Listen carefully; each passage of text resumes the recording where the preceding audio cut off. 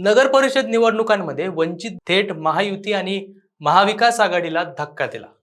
अमरावती, अकोला, नांदेडसह राज्यभरातील अनेक नगर परिषदांमध्ये वंचित आघाडीनं नगराध्यक्षपद जिंकून लोकशाहीच्या रणभूमीत आपली ताकद दाखवलेली आहे।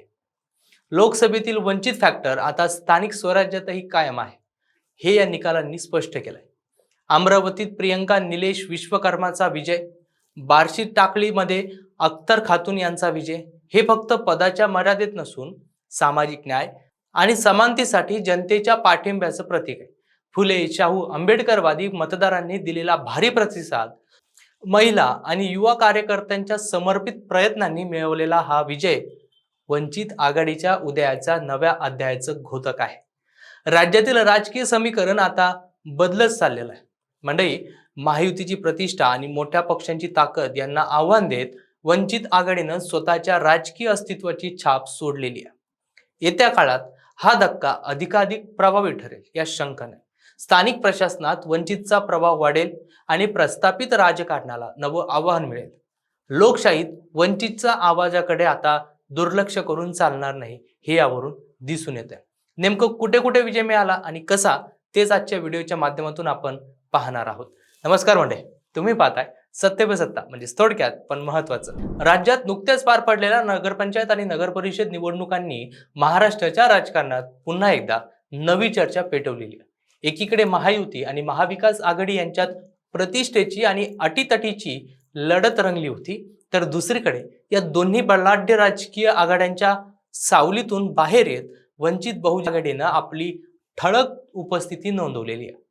लोकसभा निवडणुकीत वंचित फॅक्टरने सत्ताधाऱ्यांना अस्वस्थ केलं होतं आणि आता नगर परिषद निवडणुकांमधील निकाल पाहता वंचित आघाडीनं स्थानिक स्वराज्य संस्थेमध्येही दमदार कमबॅक केल्याचं स्पष्ट दिसतंय। नगर परिषद निवडणुका महायुतीने प्रतिष्ठेचा प्रश्न बनवत पूर्ण ताकदीनिशी त्या लढल्या होत्या। भाजप, शिवसेना आणि राष्ट्रवादी काँग्रेस या पक्षांमध्ये जागोजागी अंतर्गत चढाओढ, बंडखोरी आणि नंबर 2चं राजकारण पाहायला मिळालं। काही ठिकाणी तर महायुतीतीलच उमेदवार एकमेकांसमोर उभे ठाकले होते। या संधीचा फायदा घेत मोठ्या प्रचार यंत्रणेशिवाय आणि सत्तेच्या बळाविना वंचित आघाडीनं मतदारांशी थेट संवाद साधत आपली स्वतंत्र राजकीय ओळख अधोरेखित केली। अमरावती, नांदेड, अकोला, कणकवली आणि अहिल्यानगर सारख्या भागात वंचित आघाडीनं सत्ताधारी पक्षांना दखल घ्यायला भाग पाडेल असा निकाल लावला। विशेषतः अमरावती जिल्ह्यातील चांदूर रेल्वे नगर परिषद निवडणूक वंचितसाठी मैलाचा दगड ठरली। या ठिकाणी वंचित आघाडीच्या प्रियंका निलेश विश्वकर्मा यांनी नगराध्यक्ष पदावर विजय मिळवत महायुती आणि महाविकास आघाडीला जोरदार धक्का दिलाय। हा विजय केवळ एक पद मिळवण्यापुरता मर्यादित नाही, तर विदर्भातील सामाजिक राजकीय समीकरणांमध्ये वंचितची ताकद अधोरेखित करणारा ठरतोय।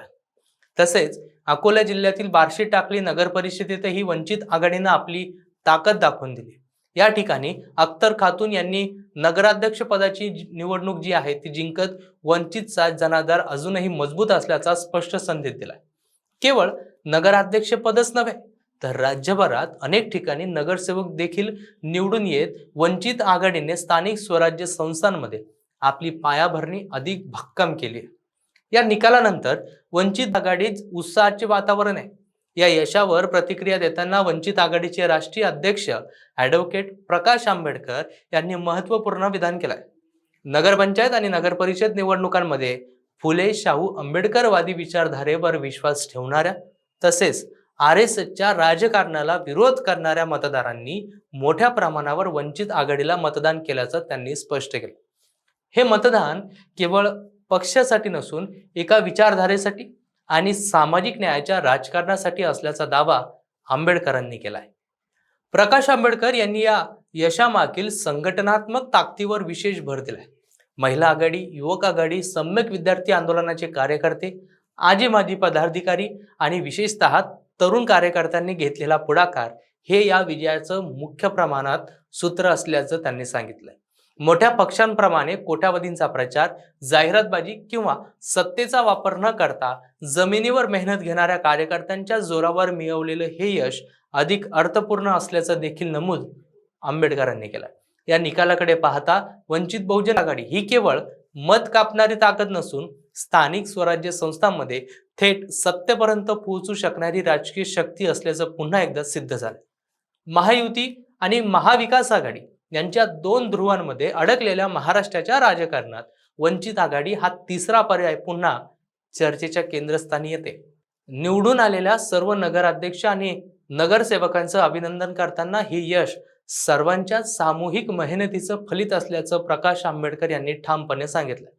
आगामी काळात हे यश टिकून ठेवत संघटन अधिक मजबूत करणं आणि जनतेच्या प्रश्नांवर आक्रमक भूमिका घेणं हे वंचित समोरील सर्वात मोठं आव्हान असणार आहे. मात्र या नगर परिषद निवडणुकांनी एक गोष्ट स्पष्ट केली बरं का मंडळी, प्रस्थापितांच्या राजकारणाला आव्हान देणारा वंचितचा आवाज अजूनही जिवंत आहे आणि तो अधिक ठामपणे ऐकू येऊ लागला असं म्हणायला आता हरकत नाही.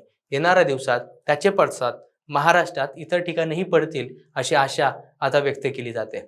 बाकी मंडळी, तुम्हाला या संदर्भात काय वाटतं ते कमेंट करून नक्कीच कळवा आणि अशाच माहितीपूर्ण व्हिडिओसाठी पाहत राहा सत्ते पे सत्ता, म्हणजे थोडक्यात पण महत्वाचं. 2 महिन्यानंतर सिंगापूर ब्रांचला प्रमोशन होतंय तुझं. कॉंग्रॅच्युलेशन्स. काय ग, तुला आनंद नाही झाला? मॅडम, तुम्हाला माहितीच आहे की मला पीसीओडीचा त्रास आहे. दिवसभर फटीग असतो, सारखा मूड स्विंग होतो. उगाच एवढी जबाबदारी कशाला घ्यायची? अगं, एवढं सिरियस नाहीये ते. त्यावर सोपा उपाय आहे, डॉक्टर चाटेज होमिओपॅथी क्लिनिक. अगं, किती जणींनी तिथे उपचार घेतलेत. महाराष्ट्रात अनेक ठिकाणी त्यांच्या शाखा आहेत.